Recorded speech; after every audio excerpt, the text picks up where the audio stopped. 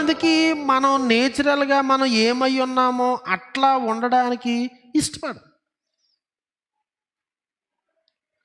మామూలుగా జీవించడానికి ఇష్టపడరు.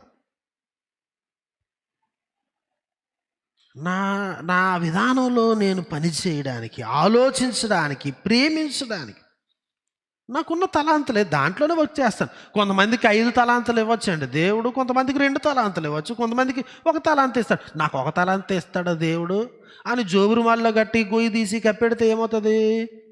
మిక్కిలి చెడ్డ అయిన సోమరి అయిన చెడ్డ దాసుడా, భూలో కప్పెట్టి బదులు షావుకారుల దగ్గర ఉండొచ్చు కదా, వడ్డీ అన్న వచ్చును. అంటే ఈడు బాధ ఏంటంటే అల్లాడికి 5 తలాంతులు ఇచ్చారు, ఇల్లుడికి 2 తలాంతులు, నాకు 1 తలాంతు ఇచ్చాడు దేవుడు. అది బాధ, సోమరితనం. నా ప్రియ సహోదరి సహోదరులు, మన ఆంధ్రేయ గారు ఏం చేశారండి? ఆయన పిలిచాడు. ఫస్ట్ శిష్యుల్లో పిలవబడింది ఎవరంటే, ఫస్ట్ శిష్యుడైంది ఎవరంటే అంద్రియే. 12 మందిలో ఫస్ట్ అంద్రియ.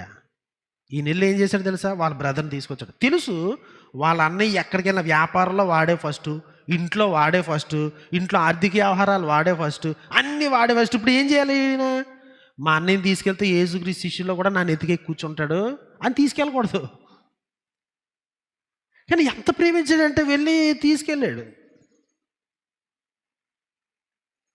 సాధారణ వ్యక్తులు ఏం చేయగలంటే అనేక మందికి యేసుక్రీస్తు సువార్తను ప్రకటించగలం.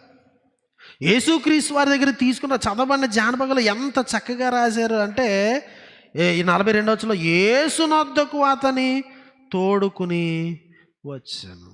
తన కుటుంబాన్ని ప్రభు దగ్గరికి తీసుకుని వస్తున్నాడు ఆయన. తనకు తెలిసిన వారిని ప్రభు దగ్గరికి నడిపిస్తున్నాడు ఈయన.